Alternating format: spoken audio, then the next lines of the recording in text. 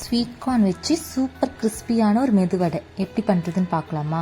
1 cup boiled sweet corn எடுத்துக்கணும். இது கூட பைண்டிங்காக கொஞ்சம் கடலை மாவு, அரிசி மாவு இதெல்லாம் சேர்த்துட்டு கூடவே கட் பண்ணி வச்சுருக்க ஆனியன், க்ரீன் சில்லி, கறி லீவ்ஸ் இதெல்லாம் சால்ட் ஆட் பண்ணிவிட்டு கொஞ்சம் கொஞ்சமாக வாட்டர் ஆட் பண்ணி நல்லா வடை மாவு கன்சிஸ்டன்சி வர அளவுக்கு மிக்ஸ் பண்ணி எடுத்துக்கணும்.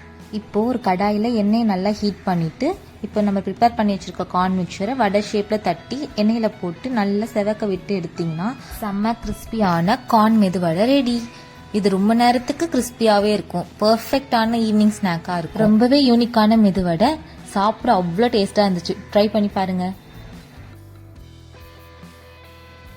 மழைக்கு சூடாக பஜ்ஜி சாப்பிடணும் போல தோணுச்சு. பட் எப்பவுமே பஜ்ஜி தானே சாப்பிட்றோம். ஸோ கொஞ்சம் டிஃப்ரெண்ட்டாக Indian version of Korean bajji எப்படி பண்ணுறதுன்னு பார்க்கலாமா? அதுக்கு பஜ்ஜி மிளகாவை ஸ்லிட் பண்ணி நடுவில் இருக்க சீட்ஸ்லாம் ரிமூவ் பண்ணிவிட்டு இப்போ ஸ்டஃபிங்காக பாயில்டு ஸ்வீட் கார்ன், கொஞ்சமாக சீஸு, சில்லி ஃப்ளேக்ஸ் இதெல்லாம் மிக்ஸ் பண்ணிவிட்டு மிளகாக்குள்ளே ஸ்டஃப் பண்ணிக்கணும். இப்போ கோட்டிங்காக மைதா, சால்ட்டு, பேக்கிங் சோடா, கொஞ்சமாக சுகர், வாட்டர் இதெல்லாம் மிக்ஸ் பண்ணி பஜ்ஜி மாவு பேட்டர் அளவுக்கு ரெடி பண்ணிக்கணும். இப்போ ஸ்டஃப் பண்ணியிருக்க சில்லிஸ் எடுத்து இந்த பேட்டரில் டிப் பண்ணி பிரெட் கிரம்ஸில் கோட் பண்ணி ஹீட்டாக ஆயிலில் போட்டு நல்லா கோல்டன் ப்ரௌன் ஆகிற வரைக்கும் ஃப்ரை பண்ணி எடுத்துக்கணும்.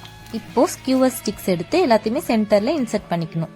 இப்போ இதுக்கு மேலே mustard sauce, tomato ketchup, tandoori mayo இதெல்லாம் போட்டுட்டு கொஞ்சம் சீசனிங்காக பெரி பெரி மசாலா ஸ்ப்ரிங்கிள் பண்ணா Indian version of Korean cheese corn dog ready.